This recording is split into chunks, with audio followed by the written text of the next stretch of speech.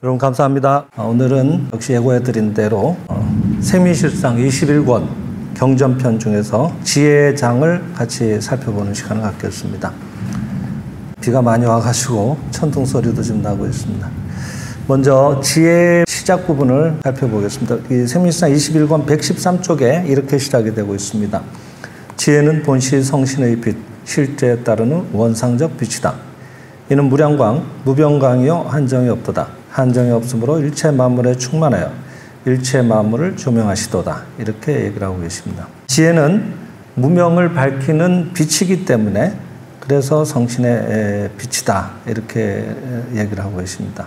지혜가 드러나오면은 무명이라고 하는 것은 미망과도 같은 말이지만은 없는 것을 있다고 착각하는 거죠. 있는 것은 실상뿐이고 신의 완전한 세계에 없는 것인데 그것만이 진실인데 그 진실을 보지 못하고 나타나온 현실, 지금 나타나온 현실이라고 하는 건 전부 우리들의 마음의 그림자로서 거기에 드리워져서 드러나온 모습인데 자신이 그렇게 만든 것은 까맣게 잊어버리고 그런 불완전한 모습이 지금 눈앞에 실제로 있다라고 착각하는 이런 것들입니다.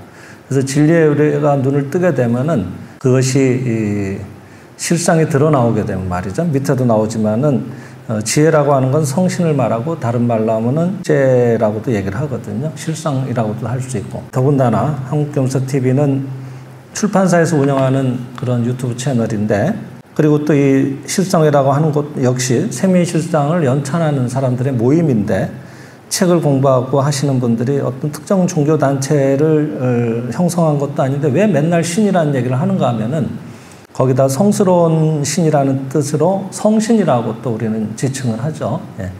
근데 왜 그렇게 신을 찾는가 하면은 신이라고 하는 분은 우리는 여태까지 열심히 잘 빌지 않으면 들어주지 않는 분이라든지 아니면은 그냥 예전에 막연한 생각이지만 저 높은 어디 위에 구름 위에 걸터 앉아 계셔서 지상을 굽어보시는 이런 분이라고 생각을 했단 말이죠.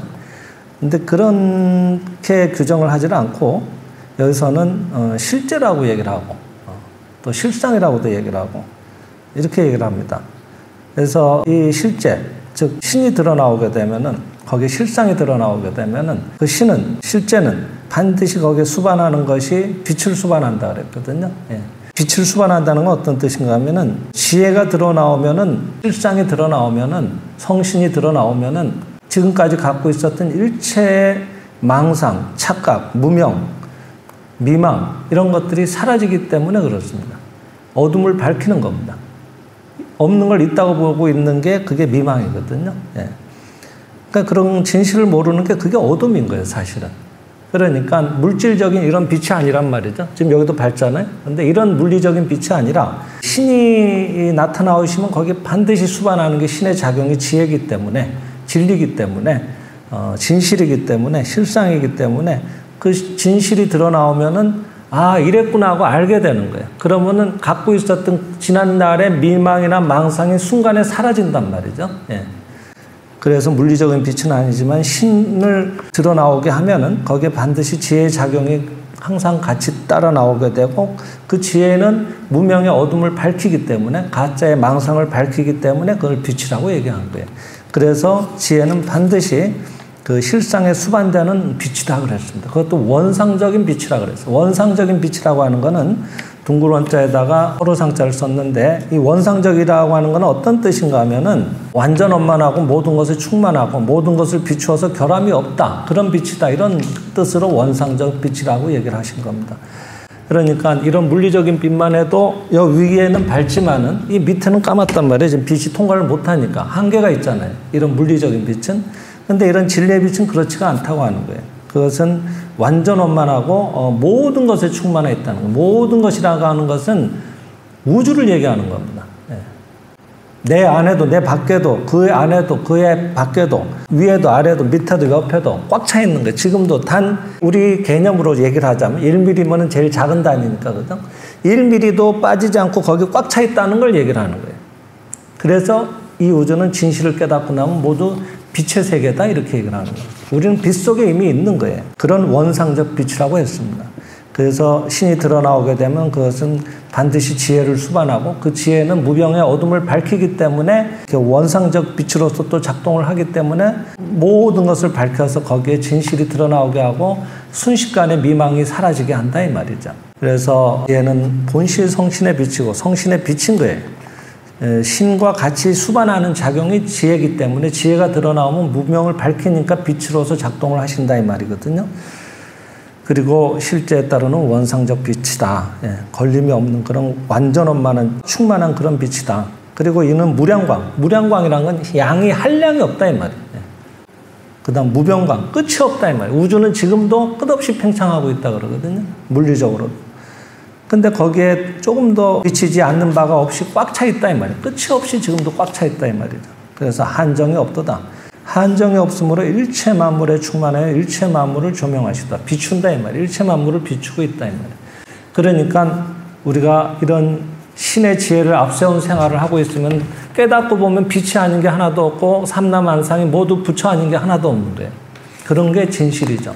그런 거에 역사적으로 가장 자각이 깊었던 분이 석가모니 부처님이었다고 할 수 있을 거고 예수 그리스도라고 할 수가 있겠죠. 그러니까 자각한 마음으로 보시니까 모두가 하나님의 아들, 딸이고 불성 그 자체로 보이니까 예배 안 할 수가 없는 거예요. 그래서 자기를 뽐내기 위해서 설법을 하신 게 아니라 모두가 이렇게 훌륭한 존재라는 것을 알리기 위해서 설법을 하시고 예배를 하셨다. 이렇게 보시면 좋지 않겠나 생각을 합니다. 자, 그 다음 장으로 넘어가죠. 지혜의 그 다음 항목입니다. 인간은 빛의 소생으로서, 소생이라고 하는 것은 자기가 낳은 아들이나 딸을 소생이라고 합니다. 자식이죠, 다른 말로 하면은. 그러니까 인간은 빛의 소생 그런 것보다는 우리는 빛의 자식 그러면 더 느낌이 확 와닿네, 그죠?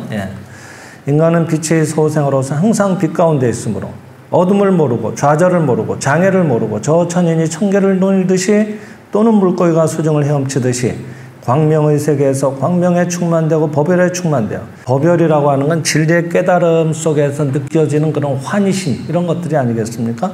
거기에 충만되어 유유자적하도다. 속박이 없이 아주 느긋하다 이 말이에요. 야, 웃기고 앉았나. 나는 어젯밤에도 부부싸움 와가지고 지금 화가 나서 죽겠는데 내가 무슨 빛의 소생이고 어둠을 모르고 이렇게 받아들이시는 분이 계실 수 있습니다. 얼마든지 가능하죠. 하지만은 그것은 나의 진짜 모습이 아니고 나의 진짜 모습은 이렇다고 하는 것입니다. 인간은 어디까지나 빛의 자식이고 지금도 싸우는 채로 괴로워하는 채로 힘들어하는 채로 완전 원만한 속에 그대로 내가 있다고 하는 겁니다. 그것을 자각하는 것이 진짜 진리를 안다고 하는 것입니다. 한번 설명을 들어보겠습니다. 실제란 모든 것입니다. 모든 것이기 때문에 우리가 존재하는 한 우리는 실제의 빛을, 실제라는 건 아까 다른 얘기도 했지만은 철학적으로 얘기하면 사물의 본질적 존재를 실제라고 하거든요. 그러니까 모든 사물의 실제, 본질적 존재는 신뿐인 거예요. 실상에 있어서는 모두가 신뿐인 거예요. 그래서 실제라고 하는 건 모든 것이다. 사물의 본질적 존재는 신뿐이니까, 그러니까 신뿐이니까 실제가 모든 것이죠. 그러니까 모든 것이기 때문에 우리가 존재하고 있는 한은 우리는 실제의 빛을, 실상의 빛을, 신의 빛을, 신이 드러나오면 빛으로서 작동하시니까 빛을 수반한다 그랬죠. 그래서 그 실제의 빛을 안에 내장하고 있으면 안에 함축하고 있단 말이에요. 이미 갖고 있다 이 말이죠. 그래서 미망은 없습니다. 그러니까 우리는 빛, 위도 아래도 내 안에도 육체에도 내 세포에도 눈에도 뭐 심장에도 폐장에도 뭐 위장에도 전부 신의 빛으로 가득 차 있는데 거기 미망이 있을 게 뭐가 있냐는 거죠. 그것은 사실은 물질적인 장기처럼 보이지만 모두 빛의 신의 영적인 지혜의 작동으로서 거기에 그렇게 작동하고 있는 거거든요. 그래서 우리는 빛의 자식입니다. 즉 빛에서 태어났으므로 우리는 항상 빛 가운데 있고 또 동시에 자신 속에 빛이 있습니다. 빛 속에 있고 내 자신이 또 빛이기도 한 거예요. 내 속에 빛이 있고 빛 속에 우리가 있는 것이므로 우리에게 암흑은 결코 없습니다. 이것이 진실입니다. 우리는 암흑을 모릅니다. 이것이 진실입니다. 여러분, 우리는 힘들어하는 채로 힘든 걸 모르는 게 우리의 진실입니다. 그렇기 때문에 우리가 진리를 자각하면은 어떤 암흑도 사라지고 어떤 병불행도 사라지고 본래 있었던 훌륭한 그 위대한 신의 자식의 빛의 내용이 그대로 거기에 드러나오게 하는 겁니다. 우리는 본래 빛의 자식이었기 때문에 그렇다고 하는 겁니다. 우리를 좌절하게 하는 장애 같은 건 결코 없습니다. 실로 자유자재한 존재입니다. 그래서 그게 어느 정도로 자유자재하냐면은 천인들이 청계에서 이렇게 노래하고 춤추는 것처럼, 물고기가 바닷속을 헤엄치는 것처럼 그렇게 자유자재하게 생활하고 있다고 하는 겁니다. 유유자적하다고 하는 겁니다. 그것이 우리의 진짜 모습인데, 문제는 그럼에도 우리가 여러 가지로 방해를 받아서 부자유하게 느끼는 것은 우리가 진정한 빛을 충분히 발산하지 못하고 있기 때문이라고 합니다. 우리 안에 있는 진짜의 생명의 본래의 자각을 발산하지 않고 있다고 하는, 그것이 드러나오는 것이 신을 드러내는 거고, 그것이 드러나오는 것이 결국 빛을 드러낸다고 하는 겁니다. 그래서 여기서는 지혜의 장이니까 빛을 충분히 발산하지 못하고 있기 때문에 거기에 어둠이 임시로 나타나왔습니다. 임시라는 말은 잠정적이다 이 말이에요. 지금도 비가 오죠? 네, 바깥에. 네. 구름이 보이잖아요. 안개까지 꼈네 여기는 지금. 근데 여름에 정남눈이라고 해서 뭉게구름 있잖아요. 뭉글뭉글해서 막 펴오르는. 예. 그런 구름조차도 우리가 지상에서 볼 땐 분명히 있는데, 비행기를 타고 올라가서 구름 위로 뚫고 들어가 보면 실체가 손에 잡히질 않아요. 이게 구름이다 하는 구름이 없다니까. 그냥 수많은 수증기, 물의 알갱이들이 그냥 흩어져 가지고 좀 많이 모여 있고 덜 모여 있고 이런 상태라고. 예. 실체가 없다니까 가보면. 우리가 보이기에는 구름으로 보이지만 그런 것들이 일시적이다, 잠정적이다 이런 얘기입니다. 그래서 빛을 발하고 있지 못하고 있기 때문에 어둠이 일시적인 모습을 나타내는 거예요. 어둠이라는 게 항상 있는 게 아니라 일시적으로 있는 것처럼, 빛이 없는 상태처럼 잠시 그냥 스쳐 지나가는 가짜의 모습이다 이 말이에요. 그래서 본래 없는 실패를 있는 것처럼 나타내고 있는 것에 불과하다고 하는 겁니다.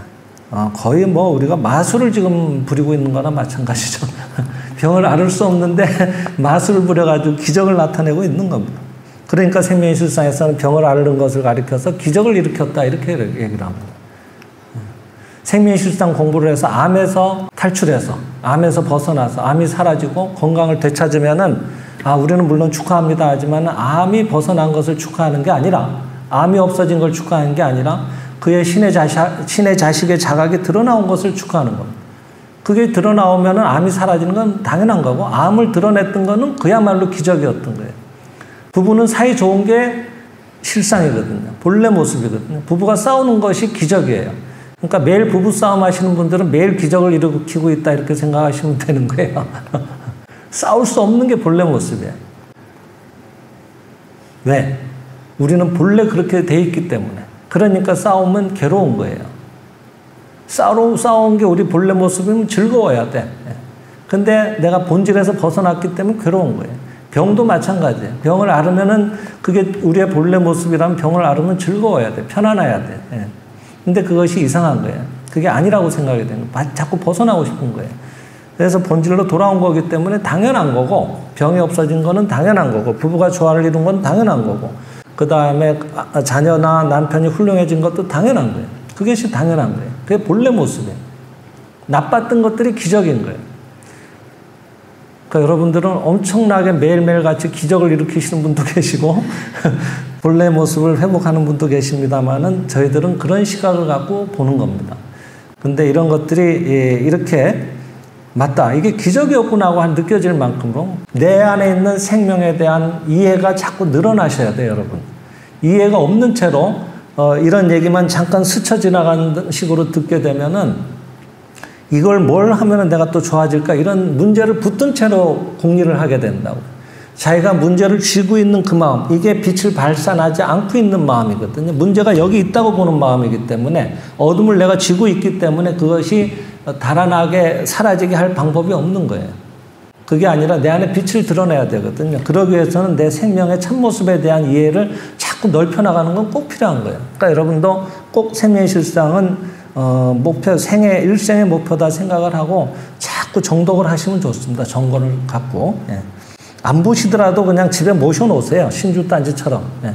그건 제가 책을 팔아먹으려고 얘기 드리는 게 아니라 실제로 그 책에서 조화로운 분위기가 나와요. 항상 여기에는 진리만을 적고 있기 때문에 농축된 그런 조화로운 말씀이 꽉 차 있어서 이상하게 여기서 조화로운 분위기가 나온다고요. 왜? 우리가 물질로 보는 세상이지만 전부 확대해서 보니까 전부 파동이다라는 건 지금 현대 물리학도 밝히고 있지 않습니까? 그러니까 결국은 파동인 거예요. 그러니까 이상하게 이런 진리를 수련하고 감사를 연습하는 이런 전당에 들어오게 되면은 그냥 들어서는 순간에 마음이 차분해지는 거예요. 조화로워지는 거예요. 왜? 여기는 저희가 지금 한 7년째, 8년째 쓰지만은 계속 쓰면서 감사 이외에는 안 했어요. 이 안에서는 감사합니다는 말밖에 안 했거든. 그죠? 네. 그러니까 감사. 벽에도 천장에도 바닥에도 뭐 꽉 차 있는 거야, 이 안에. 그러니까 조화로운 거예요. 네. 거꾸로 뭔가 음침한 데 가면 기분이 오싹하고 막 이러잖아요. 네. 그런 데는 그런 밝은 분위기하고는 다른 분위기들이 또 묻어 있지 않겠어요? 그죠? 네. 그런 거예요. 그러니까 이런 물질이 아니기 때문에 제가 이렇게 모셔두라고 하는 것도 그런 의미입니다. 참고로 들어두시고요. 자, 그 다음 읽어보죠. 지혜는 각의 빛이요 무명의 어둠을 밝히는 진리로다 그랬습니다. 지혜는 깨달음의 빛이라는 거죠. 각의 빛이라는 것은 이 지혜가 가득 차 있는 한 일체의 무명은 사라지고 완전원만한 실제 모습을 나타나게 됩니다. 무명이라고 하는 것은 아직 거기에 지혜가 드러나오지 않은 상태니까, 없는 것을 있다고 보는 실상이 드러나오지 않은 상태니까, 이 신이 드러나오고 실상이 드러나오고 지혜가 드러나오게 되면은 그런 착각이 다 사라진다 이 말이죠. 근데 여기서 말하는 지혜라고 하는 것은 우리는 보통 지혜 그럼 여기서 오는 것을 지혜라고 생각을 해요. 이건 뇌수의 작용이고, 그건 사람이 죽어서 요즘 보통 화장을 하니까 다 화장을 하고 나면 이것도 사라지는 거예요. 그래서 사라져 없어져 가는 그런 지혜가 아니라고 하는 겁니다. 그런 지혜가 아니고 그것은 우리들 안에 있는 이 신에게서 나오는 참다운 근본에서 오는 그런 지혜를 말하는 겁니다. 우리 영적인 생명이라는 것은 우리가 신의 자식이라고 하지만은 그것은 영적인 내용을 말하는 거고, 그 영적인 존재라고 하는 것은 이 물질이 사라져도 없어지질 않고, 육체는 그 영적인 생명이 오히려 자기를 나타내고 있는 모습이라고 배우고 있으니까, 그러니까 육체가 멸해도 그를 나타냈던 생명의 주체가 되는 그 영적인 그 사람만의 고유한 개성을 지닌 생명의 의식은 계속 이어진단 말이죠. 그래서 끊임없이 향상 발전을 해나간다고 배우고 있거든요. 위대한 영적인 생명의 자각으로부터 오는 지혜를 말하는 거지, 이쪽이 뇌수의 작용이 아니다. 여기서 말하는 지혜라는 것은. 이런 얘기도 또 하시면서 이런 사례를 하나 들어놓으셨는데, 병으로 뭐 수십 년간 시달리고 뭐 별의별 방법을 다 썼지만은 만성병이라서 전처럼 낫지 않는다고 하는 사람들이 있는데, 그런 사람은 병을 실제라고 생각한다고 하는 거예요. 병이 실제로 여기 있다고 믿고 있다고 하는 겁니다. 그리고 이 병은 오랜 기간에 걸쳐서 쌓인 업으로 인해서 일어난 것이니까 쉽사리 낫지 않는다고 해서 과거 세에 지난날에 어떤 무한한 업으로 인해서 내가 이런 병에 걸렸다. 그러니까 이런 뭐 간단한 치료법이나 좀 약간의 신앙심 갖고는 이런 깊고 깊은 업이 사라질 리가 없다고 믿고 있는 경우도 있지만은, 그것조차도 그와 같은 그 업이 있고 병이 있다고 믿고 있는 철석 같은 그런 자기의 믿음의 반영일 뿐이다. 이런 얘기를 하고 계십니다. 이런 것도 우리가 꼭 참고를 해야 됩니다. 주변에 보면은 남편은 원래 저런 사람이고 저 사람은 안 바뀝니다. 이렇게 아예 단정하고 지내시는 분들이 많거든요. 쟤는 입만 열면 거짓말을 한다고 뭐 농담으로도 하지만은 자기 자식에 대해서도 그렇게 뭔가 아예 별명을 지어놓고 있는 경우도 있습니다. 그런 것들이 제일 좋지 않은 겁니다. 그렇게 단정을 지을 필요가 없는 겁니다. 거기에 대해서 선생님 뭐라고 얘기하시는가 하면은, 업은 본래 있는 것이 아닙니다. 업이라고 하는 것은 미망의 집적이고, 미망, 없는 것을 원래는 훌륭한 신의 자식뿐인데, 훌륭한 남편뿐인데, 문제의 아이가 있고 문제의 남편이 있다고 보고 있는 그 자기의 착각의 생각에 모이고 쌓인 덩어리, 그것을 미망의 집적이라고 해요. 업이 있는 게 아니라 미망의 집적이 있는 거예요. 자기의 미망의 집적이. 자기 믿음을 통해서 모든 걸 보는 거예요. 다. 내 마음에 슬픔이 꽉 차 있으면은 맑은 날에도 그 파란 하늘조차도 우울해 보여요. 그죠? 이제 막 그렇게 사랑했던 연인과 헤어졌다고 칩시다, 어제. 그러면 죽을 것 같은 거예요, 심정이. 그러면 파란 하늘조차도 너무 황량하게 느껴지고 청량한 느낌이나 상쾌한 느낌이 드는 게 아니라 그거조차도 슬프게 느껴진다 이 말이에요. 근데 내가 이런 진리를 자각하고 인간 신의 자식의 자각이 깊어지고 그 결과물로서 뭔가 승승장구하는 결과물들이 몰려오면은 이렇게 흐린 날 비가 와도 그조차도 감사한 거예요. 예. 뭔가 천지를 축복하는 느낌을 받거든요. 뭐든지 자기 마음인 거예요. 그 생각을 보통 우리는 안 한다 이 말이에요. 그래서 업이 있는 게 아니다. 그것은 그렇게 심각하게 보고 있는 그런 착각의 마음, 그 미망이 모이고 쌓인 정도가 더 진할 뿐이다. 사람마다. 그렇게 보는 게 좋습니다. 그래서 빛을 비추지 않는 무명의 마음 때문에 있는 것처럼 나타나와 있을 뿐이다. 그 업이라는 것들은. 그러니까 진정한 지혜의 빛을 비추면 아무리 깊은 업이라고 할지라도 그것은 사라져버릴 수밖에 없다. 그것은 예를 들면은 오늘 만들어진 어둠이든 옛날에 만들어진 어둠이든 빛을 만나면 사라진다고 하는 관점에서는 똑같다고 하는 겁니다. 그것은 어둠이라고 하는 건 본래 실제하지가 않기 때문에. 그러니까 어둠이라는 건 다른 말로 이름을 붙이면 없는 것입니다. 없는 것이 어둠입니다. 없는 것이 어둠. 즉 어둠의 별명은 없는 것. 무. 어둠이라고 하니까 이상하지만은 이런 물리적인 어둠을 말하는 게 아니라 병불행을 말하는 거예요. 여의치 않은 일체 모든 모습들은 어둠입니다. 그것은 없는 것입니다. 그것은 무입니다. 그것의 무의 별명이 어둠입니다. 그러니까 없는 것에는 새 것도 헛 것도 없다고 하는 거예요. 미망도 마찬가지로 미망이라고 하는 건 지혜, 신의 빛 이런 것들이 거기에 아직 없는 것을 말하는 거예요. 빛이 안 들어 나오니까 깜깜하게 보이는 거예요. 밤에 자다 깨가지고 불을 안 켜고 대충 여기 있겠지 하고 뭔가 이렇게 이렇게 뭘 찾으려고 뒤적뒤적 하다가 벗어났던 안경을 막 이렇게 발로 빠직하고 밟는 경우도 있고 별의별 일이 다 있지 않습니까? 거기 뭐 모퉁이가 있는 것도 모르고 가다 또 무릎팍을 박아가지고 아야 하고 또 넘어지기도 하고 그죠? 빛을 켜는 순간에 그런 혼란은 싹 사라지는 거예요. 안경을 밟을 일도 없고 무릎팍을 찔 일도 없는 거예요. 그와 마찬가지입니다. 물질의 빛조차도 그런데 우리가 지혜가 드러나오면은 지금 내가 당면하는 죽겠다 하는 그런 상태가 지금은 진실이 안 드러나는 상태니까 진실만 드러나는데 마음을 우리가 써야 되지 그것을 없애려고 길을 쓰는 거예요. 그죠? 문제의 아이가 나오면 그 문제아를 어떻게 좋아질게 하고 길을 쓰고 닥달을 한다 이 말이에요. 그러면 아이가 좋아지느냐면 점점 더 나빠져요. 마찬가지잖아요. 남편도 아내도 닥달을 하면 점점 더 나빠집니다.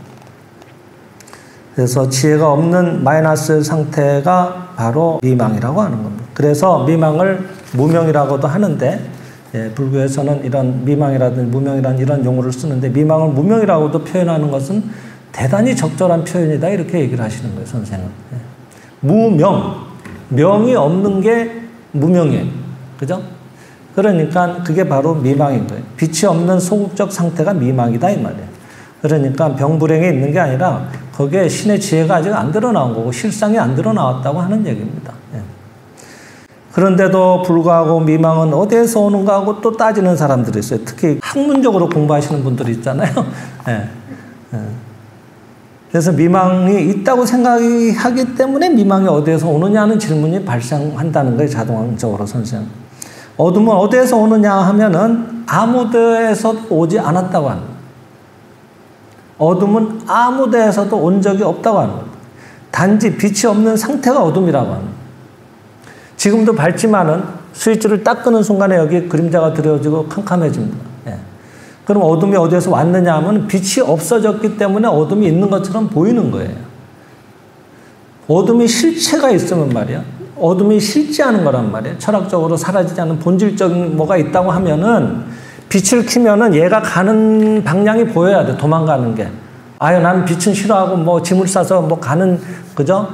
아니, 난 여기 못 있겠다고 보따리 싸가지고 간다든지 하는 흔적을 보여야 될 거 아니에요. 흔적이 없다, 이 말이에요. 어둠은 사라질 때. 그러니까 우리가 지혜가 드러나오고 실상을 거기 발현하기만 하면은 내가 왜 화를 냈지? 내가 왜 그렇게 힘들어했지 할 정도로 그 괴로웠던 마음은 온데간데가 없는 거예요. 그게 실체가 없어서 그런 거예요. 이런 것들은 대단히 중요한 말씀입니다. 그래서 어둠은 어디에서 생기는가 하면 아무 데서도 오지 않습니다. 단지 빛이 없는 상태가 어둠입니다. 그러니까 여러분 모쪼록 병이나 불행이나 문제를 개선하려고 노력하지 마십시오. 그 노력을 하는 것 자체가 내가 어둠을 붙드는 꼴밖에 안 됩니다. 지금 그 사태를 보고 내가 그만큼 밝지 않았구나. 감사가 없었구나. 신을 앞세우는 생활이 없었구나. 신을 앞세운다고 하는 건 맹목적인 신앙을 말하는 게 아니에요. 내 안에 있는 생명의 주인공을 앞세우는 생활. 내가 사는 게 아니라 그 생명의 영적인 지혜를 앞세워서 거기에 순응하는 생활. 그 생명의 본질에서는 항상 감사하라, 모든 것을 신의 자식으로 예배하라, 이렇게 배우지 않아도 우리는 선언적으로 알고 있는 거예요. 모두가 신의 자식이니까. 그래서 죄라고 미망이라고 하는 것도 전부 어둠의 상태다. 이렇게 얘기를 하시면서 그것은 있는 것처럼 착각하고 있는 우리의 악몽에 지나지 않는다는 얘기를 하시면서 그래서 그 이어지는 1절에서도 무명은 다만 깨닫지 못한 진리로서 이를 비유컨대 악몽과 같도다. 너희들 악몽을 보지 말라. 이렇게 얘기를 하시는 겁니다. 일단 마음에 눈을 뜨는 순간에 환상은 소멸해버립니다. 우리가 악마에 쫓겨서 악몽을 꾸면서 막 소리를 지르고 땀을 삐질삐질 흘리면서 막 죽으라고 도망을 가잖아요. 그러다 막 한순간에 악 하고 놀라서 눈을 딱 떠보면 편안하게 침대에 누워있더란 말이죠. 눈을 뜨는 순간에 따라오던 악마도 뭐 괴물도 다 사라지는 거예요. 그와 같은 겁니다. 마음에 눈을 뜨는 순간에 환상은 소멸해버린다고 하는 겁니다. 여기 한 사례를 들고 계시는데 이분은 천식이 심해가지고 그걸 고쳐보려고 이 생장의 집에 들어오신 분인데 이 생명실상을 읽는 중에 많은 변화가 있었던 거예요, 본인이. 그래서 한 번은 그 실상관 때 이런 생각을 했다고 하는 겁니다. 이분은 3살 때 옛날에 그 수두라고 하죠. 마마라고 했다네. 얼굴에 이렇게 막 이 수포 같은 게 생겨가지고 그게 아물면서 딱지가 생겼는데 그게 이제 꼼부가 된 거예요, 말하자면. 그래서 달 표면처럼 그냥 볼록볼록 해가지고 흉터가 가득했다는 거야, 얼굴 전체에. 근데 그 47년 동안이나 자기는 이렇게 거울을 매일 보니까 세수하고 볼 때마다 내 얼굴은 이렇게 추하구나 하고 생각을 했는데 이 생명의 실상을 읽다 보니까 인간 신의 자식이고 모두 부처의 자식이고 용모가 원만하고 추하지 않은 것이 본래 우리의 모습이다. 내가 추한 채로 본래는 진짜 추하지 않은 게 내 생명의 본래 모습이었구나 하고 자각을 했다는 거예요. 그러면서 그 완전한 모습에 자기가 기뻐하는 시간을 실상관 때도 많이 가졌는데 신기하게 그날로부터 자꾸 얼굴이 매끈해지기 시작하면서 몰라볼 정도로 흉터가 사라져버린 거예요. 뭐 어디 가서 뭐 피부과에 가서 무슨 성형수술을 받은 것도 아닌데 저절로 그냥 자기의 원만한 그런 이 조화로운 마음을 늘 회복하고 나는 그런 조화로운 존재다. 부처의 자식이다. 신의 자식이다. 이런 것들을 자각을 키우는 시간만을 늘려갔는데 얼굴이 좋아진 거예요. 그래서 이분이 깜짝 놀랐다고 하는 겁니다. 아직은 뭐 100% 다 나은 건 아니지만 이제는 남자답게 여러분 앞에서 이렇게 얘기할 만큼으로 지난날 내가 늘 어디든지 나가면 얼굴 때문에 외모 때문에 위축이 돼가지고 말도 잘 못했는데 이렇게 지금 당당해졌습니다 하고 기뻐하시면서 이 선생 앞에서 발표를 했다는 얘기를 소개하고 계십니다. 예전에 저희 그 월간지에 나갔던 한 부인도 그 이분 못지않게 이렇게 꼼보가 심했는데 그분이 여기 와서 감사행 하시고 남편에게 특히 감사가 되시면서 완전히 사라져가지고 그분은 완전히 매끈해져가지고 노점상이었거든요. 시장에서 마늘을 까서 파시는 분이었는데 단골 손님이 많아요. 몇십 년 동안 한 장소에서 했으니까. 근데 그 단골이 와서도 그 부인을 몰라보는 거예요. 그 주인을 이 마늘 까시는 그 체험담의 주인공. 그래서 여기저기 꼼부 아줌마 어디 갔냐고 묻는 거예요, 자기한테. 내가 그 사람이라 그래도 못 믿는 거예요. 너무 얼굴이 매끈해져가지고. 얼굴 외모도 있지만은 어떤 풍기는 느낌도 있지만은 워낙 여기에 꼼보가 심하니까 여기에 눈이 꽂히다 보니까 꼼보에만 기억이 남았겠지, 아마 물건을 사러 오신 분은. 근데 너무 말끔하게 그냥 무슨 성형을 해도 뭐 기가 막히게 한 것처럼 매끈해져 버렸으니까 못 알아본 거예요. 근데 그분도 역시 뭔가 이것을 위한 수행을 한 적은 한 번도 없거든요. 그냥 조화로운 마음이 되고 감사를 했는데 이분이 진짜 감사가 된 거예요, 남편한테. 처음에는 와서 감사행 하라 그러니까 쥐가 나한테 감사해야지 왜 내가 감사해야 되냐고. 내가 평생 돈 한 푼 갖다 주지도 않는데 내가 평생 내가 그 새벽에 나가서 애들 그 노점에서 마늘 까가지고 애들 다 키우고 했는데 오죽하면 그 남편이란 작자가 애 돌반지까지 훔쳐갖고 나가가지고 팔아가지고 술 먹고 그런 작자한테 내가 무슨 감사를 하냐고 그랬던 분이에요. 근데 그분이 처음에 뭐 억울해가지고 막 감사 못하겠다 그랬던 분인데 순진해요. 그래도 그렇게 해야지 당신 좋아진다 그러니까 하신 거야. 그냥 억울한 채로도 한 거예요. 처음에 막 욕이 나왔다 그러더라고, 남편한테. 근데 그 감사행을 하는 중에 진짜 감사가 돼서 나중에 감사가 된 거예요, 남편이. 남편의 생명의 실상을 보게 된 거예요, 이분이. 그러니까 그 남편이 하루아침에 바뀐 거예요. 평생에 안 하던 짓을 하는 거예요. 새벽에 일 나가는 아내를 위해서 같이 깨가지고 수레를 다 이렇게 뭐 거들어주고 준비해주고 이런 일들을 하는 거예요. 깜짝 놀랐다고 하는 겁니다. 그런 일들이 일어나옵니다. 그러니까 우리가 보는 어떤 상태의 모습이라도 그게 실상이 아니다. 내가 그렇게 보고 있는 거다. 내가 지금 악몽을 꿔서 내 믿음대로 그렇게 보고 있는 거다. 이런 것들을 우리가 이런 진리의 말씀을 들을 때마다 자꾸 새기고 또 새기고 또 새겨야 됩니다. 예. 그리고 지금 우리가 해야 될 일은 빛을 발하는 일이다. 실상을 드러내야 된다. 나부터 먼저 기뻐해야 된다. 인생의 번뇌라든지 고통 같은 불완전한 모습이라고 하는 것은 인생의 곰보 자국이고 흉터다. 이렇게 선생은 얘기를 하시는 거예요. 예. 그러니까 지금 번뇌라고 하는 것은 인생의 곰보 자국 흉터로서 남아있게 느껴지는 것뿐이다. 이런 겁니다. 그 다음에 읽어보죠. 성신은 무량광 무변광의 지혜, 무한한 선, 무한한 생명, 일체 만물의 실질. 실질이라고 하는 건 실제로 있는 본 바탕이다 이 말이에요.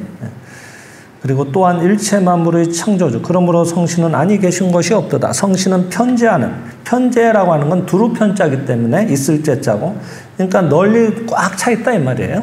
성신은 편재하는 실질이며 창조의 주인고로 선만유일의 힘, 선만유일의 생명. 지금 여기는 세미실상은 유일의로 되어 있지만 저희들 사부경은 유일한으로 좀 다 바꿔놨습니다. 이게 더 의미가 잘 전달돼서요. 선만유일의 힘, 선만유일의 생명, 선만유일의 실제. 그러므로 선한인 힘은 결코 있을 수 없으며 선한인 생명도 결코 있을 수 없으며 선한인 실제도 또한 있을 수 없도다. 선한인 힘, 즉 불행을 초래하는 힘은 결국 악몽에 불과하도다. 선한인 생명, 즉 질병 결국 악몽에 불과하도다. 모든 불화와 불완전은 결국 악몽에 불과하도다.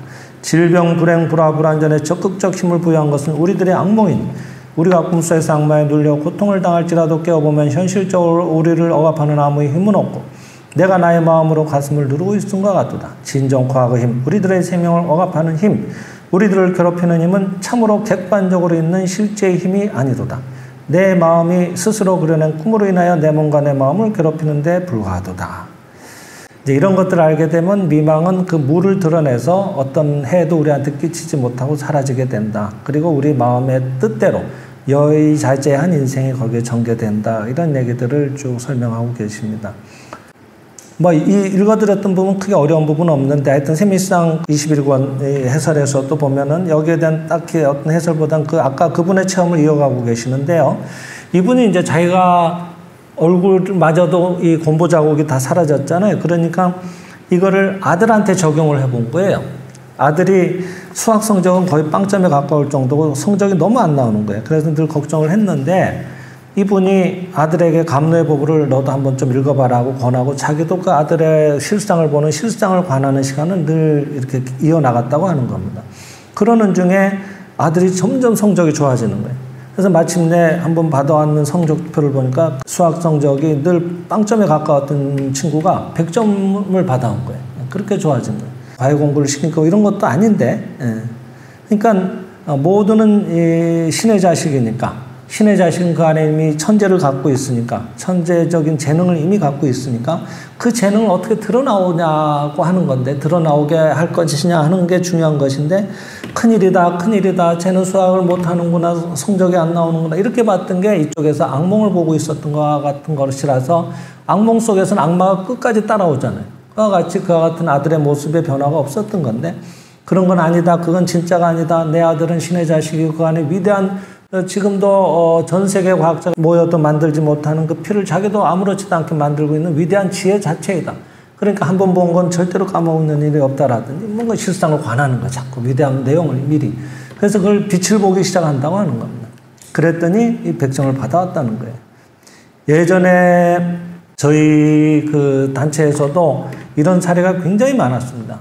한 번은 문제학급을 맡게 된 담임교사가 이 세미수상을 보시는 저희 회원이셨는데 학급 자체 전체를 데리고 애들을 데리고 초등학교였던 거로 기억이 나는데 수업 시작 전에 5분 동안만 같이 다 아버지 감사합니다, 어머니 감사합니다 이렇게 연습을 시키는 거예요.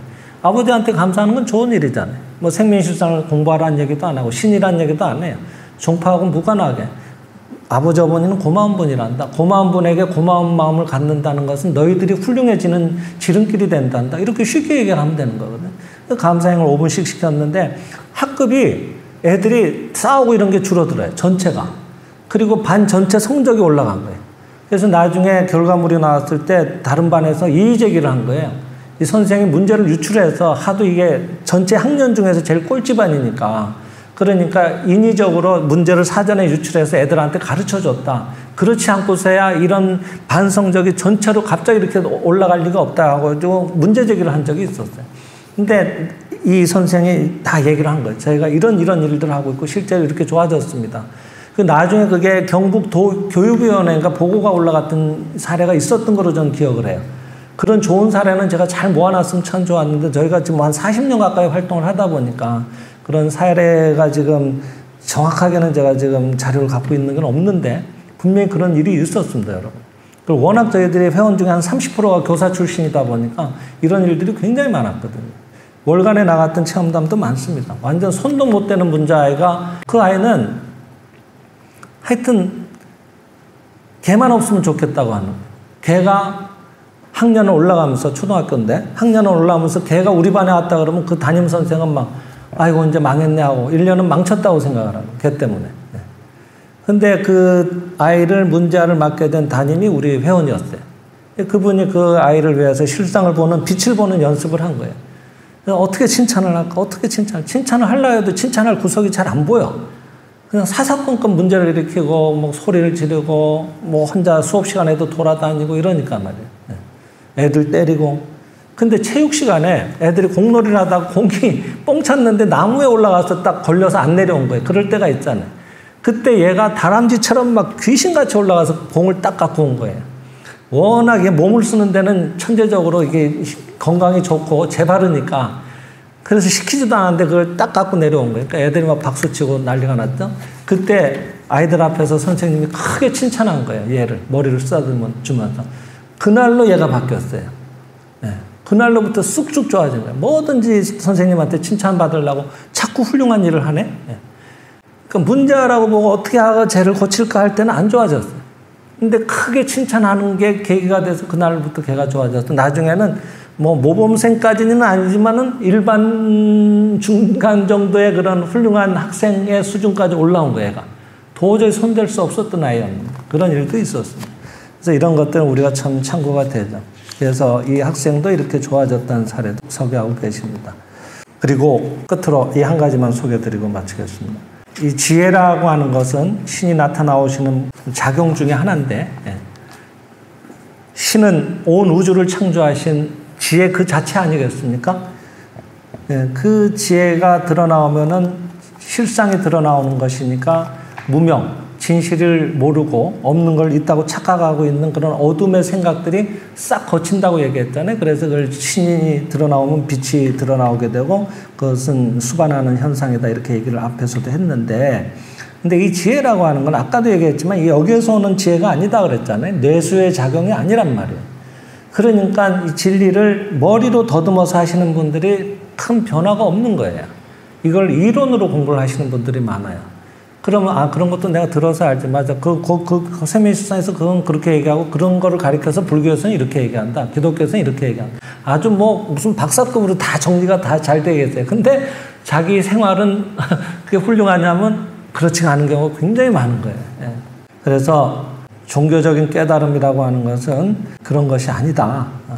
깨닫는다는 것은 지금 이런 어떤 뭔가 미망에 빠져 있는 그런 빈약한 지혜의 그런 본부가 지금부터 우리가 공부를 해서 깨달아서 향상해서 그렇게 깨닫는 것도 그것도 잘못이다. 그것은 내재하는 내 안에 있는 신의 지혜가 문득 떠올라오는 것을 말한다.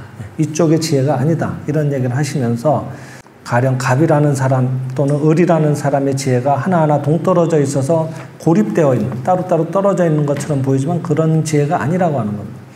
천지 만물에 충만해 있는 지혜와 완전히 하나의 지혜를 말한다. 이런 얘기를 하십니다. 이것을 아는 것을 가리켜서 생장의 집의 깨달음이다. 이런 얘기를 하시고 계십니다.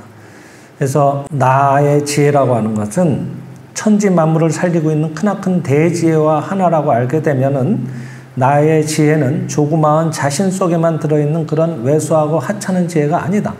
실로 광대 무변한 것으로서 내가 염하는 광대, 한없이 넓고 무변, 끝이 없는 그런 것이로서 내가 염하는 것이 내가 진실로 마음으로 간절하게 생각하는 것이 바로 천지에 가득 찬 섭리의 지혜. 섭리라고 하는 것은 창조한 세계의 모든 것을 다스리는 신의 의지 또는 은혜라고 했습니다.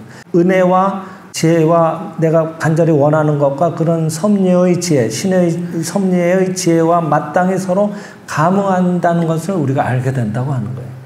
그걸 가리켜서 우리가 아까 이 감례법어도 독송을 했지만은 감례법어 우리가 지금 제작한 그 사부경 제일 마지막 페이지에 보면은 122쪽에 실상을 관하는 노래라고 있잖아요. 거기 1절, 2절이 있는데 2절의 마지막 부분 셋째 줄에 보면은 내가 원하면 천지가 응하고 내가 동하면 우주가 동하네 이렇게 돼 있어요. 그죠?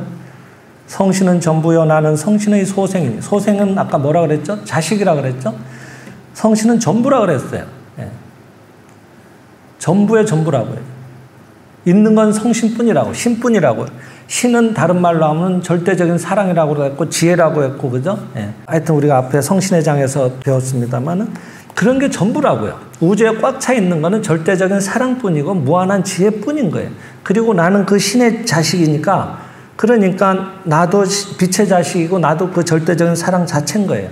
이런 자각을 가지고 내가 원하잖아요, 간절히. 그 원한다는 거는 지금 나는 별짓을 해도 나 이제 못하겠습니다. 이거 지금 언제까지 안 하면 큰일 납니다 하고 막 현상의 어떤 문제를 내가 잔뜩 이만큼 떠안고 막 간절하게 빌고 이런 걸 말하는 게 아닌 거예요.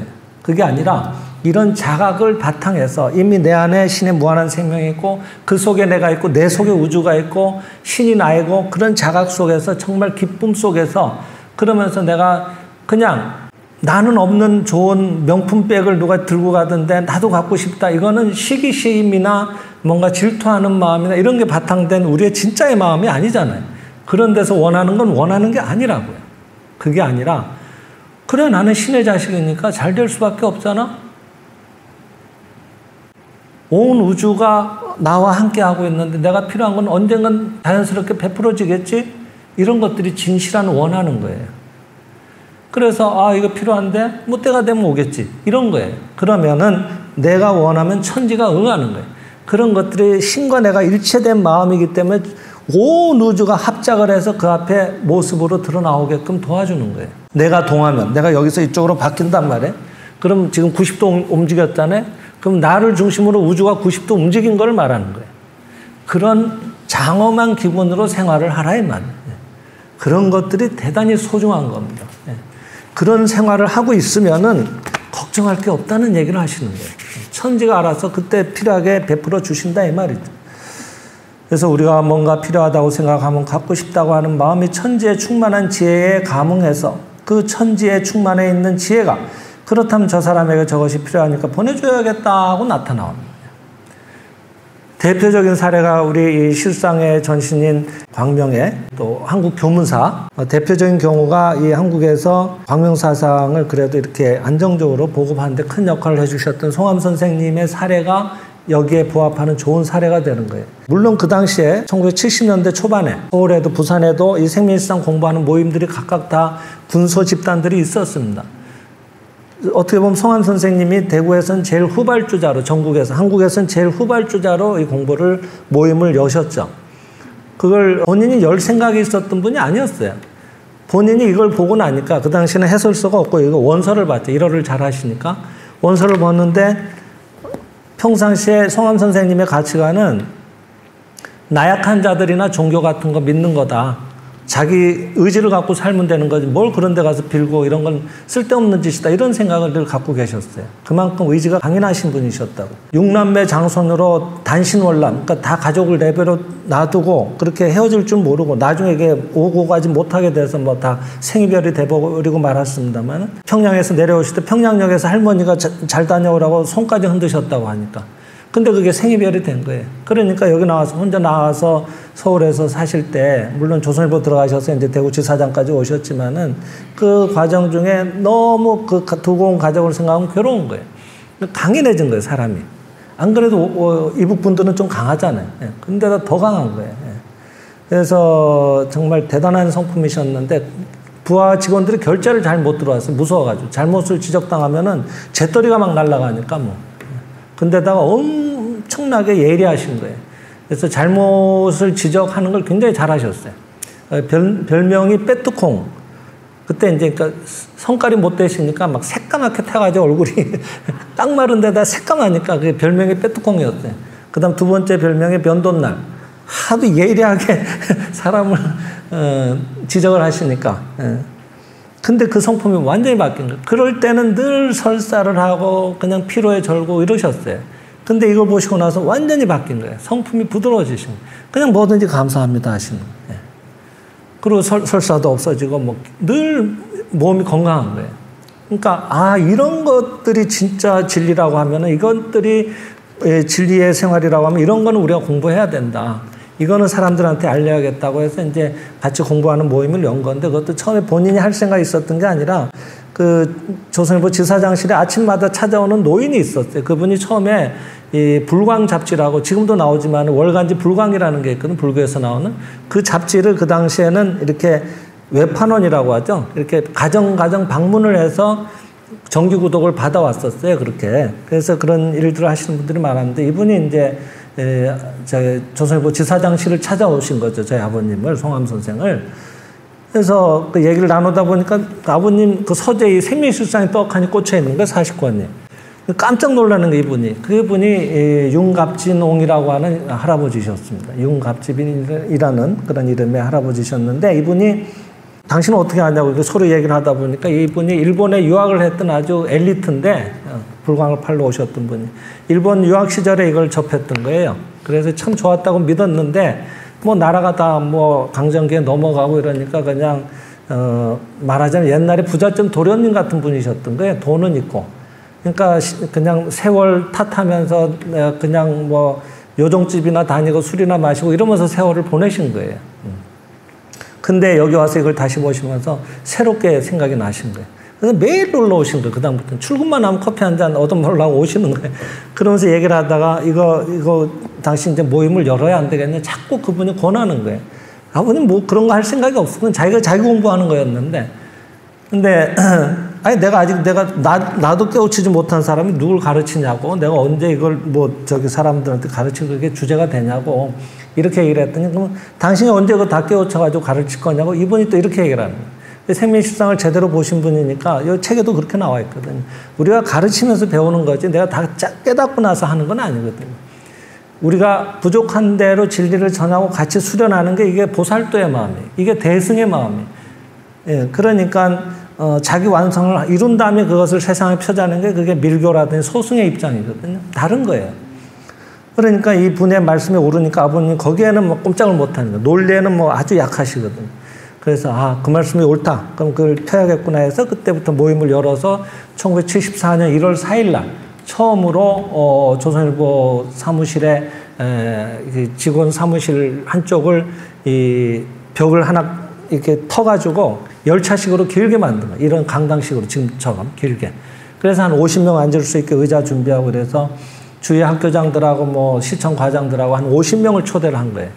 초대는 했는데 생전에 이걸 누구 앞에서 얘기한 적이 있어야 돼. 그러니까 걱정이 돼서 잠이 안 오시는 거예요. 그 당시에 원고를 200자 원고제에다 전부 강의를 쓰셨어요. 뭐 이만큼 말씀하실 걸. 그런 정도로 준비를 하셨다. 근데도 긴장에 대해서 어떻게 할까 하고 있는데, 딱 강의하는 시간에 맞춰서 서울에서 그 김현진 선생이라고, 그 전에 이미 대한민국에서 생장의 집에 그 자원봉사로는 1호 강사, 첫 번째 강사 자격증을 갖고 있었던, 모임도 열고 있었던 종로에서, 서울 종로에서 모임을 열고 있었던 김현진 선생이 아버님을 딱 찾아온 거예요. 그 시간에. 사전에 연락을 주고받은 적도 없고 두 분이 서로 일면식도 없어. 몰라, 서로 모르는 사람이. 근데 어떻게 찾아왔느냐? 이 김현진 선생이 그날 마침 대구에 약속이 있어서 왔는데 약속이 펑크가 난 거예요. 갈 데가 없어. 그래서 대구에서 제일 유명하다는 동화사를 간 거예요. 시간을 좀 보내려고. 근데 동화사가 얼마나 그 사찰이에요. 우리나라 본산 중에 하나거든, 그게. 근데 그 넓은 사찰 중에 해필 제일 구석에 있는 어떤 스님들 거처하는 방에 가서 왔다 갔다 하고 있었던 거예요. 그게 1월달이니까 동짓달 아니에요? 얼마나 추워요. 그러니까 그 안에 있던 스님이 자꾸 뭐 부시럭 소리가 나니까 그건 누구야 하고 이제 문을 열고 보니까 그 김현진 선생이 어디서 왔다 갔다 하니까 그 추운데 그러지 말고 들어와서 차나 한잔 하라고. 그래서 들어오라고 한 분이 철옹 스님이에요.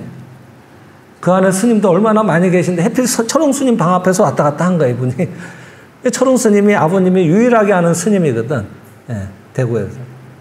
근데 그 스님을, 철옹 스님을 통해서 아버님도 이 생민실상을 처음 알게 됐거든요. 철옹 스님은 자기 은사 스님이 이 생민실상 원서 40권을 준 거예요. 예. 근데 이걸 소중한 거니까 잘 간직하라고 줘서 받긴 했는데 1월을 모르니까 갖고만 있었지. 근데 아버님이 이상하게 그 동화사 갔다가 어떻게 우연히 알게 된 철옹 스님하고 얘기를 나누다가 거기 생민실상에 꽂힌 걸 본 거예요. 깜짝 놀라서 아버님이 예전에 이 다니구치 마사하루라는 이 한자 이름의 표기에 고쿠아춘이라고 쓴 사람의 책을 정사집이라고 하는 책이 있는데 그걸 읽었던 게 너무 감명이 깊어가지고 이분 책을 구하고 있었는데 헌책방에서 못 구했던 거예요. 다른 책은. 근데 이 저자가 같은 분이고 생민실상 이름이 얼마나 좋아. 그리고 40권이나 되니까. 아유, 스님 이거 나 좀 빌려주셔 그랬더니 안 준다는 거예요. 이건 내가 의사 스님한테 받는 거 아주 소중한 거라서. 그래서 그 아버님 바로 부산에 주문해서 그때는 일본에서 이렇게 부산을 통해서 이렇게 좀 수입이 되고 이런 때거든. 말하자면 좀 밀수 같은 거죠. 그죠? 예. 근데 그렇게 들어온 물건이 있어. 그걸 이제 구해서 읽으셨단 말이에요. 그렇게 해서 알게 된 철옹 스님한테 이분이 가신 거예요. 이런 우연이 있냐고. 모임을 처음 여는 날 그 시간에 맞춰서 서울에서 유일하게 이 공부의 자격증을 갖고 계신 분이 대구에 왔다가 약속이 뻥 끊어서 아버님이 유일하게 아는 스님인 철옹 스님 방 앞에 가서 얘기를 하다가 스님한테 이 얘기를 듣고 온 거예요. 김현 선생이 철옹 스님 방에 이거 꽂힌 거 보고 깜짝 놀래가지고 아니 스님 이거 어떻게 아냐. 아니 나 이거 공부하는 사람이다. 그러니까 스님 아 그래 이거 오늘 조선일보 지사장이 오늘 모임 연다 그러던데 오후 2시 반이라 그랬지. 뭐 이러니까 막 쫓아가지고 오신 거예요 이 선생님. 그래서 아버님하고 만나게 됐어요. 처음에 강의를 그분이 해주셨죠. 그러니까 이런 것들이 아까 읽어드린 그런 내용하고 다 일맥상통하는 내용이 아니겠나 생각을 합니다. 우리가 정말 간절하게 진심으로 그것을 의심하지 않고 모든 걸 맡기고 기쁜 마음으로 기도하고 있으면요. 가장 좋은 때 가장 원만한 방법으로 신께서는 그것을 이루어 주십니다. 이런 것들을 알고 믿고 생활한다는 게 우리가 신앙을 한다고 얘기할 수 있는 거가 아니겠습니까? 그래서 오늘 지혜에 대해서 살펴봤지만은 다 같은 맥락에 신이 나타나오시면 그것이 사랑이 되고 지혜가 되고 이런 것들이죠. 근데 지혜는 특히 빛의 작용이다. 무명의 어둠을 밝히는 거다. 그런 것들을 마음에 새기시면서 또 오늘의 강의를 토대로 해서 진리의 생활이 더 깊어지는 계기가 되셨으면 좋겠습니다. 이상으로 마치겠습니다. 감사합니다.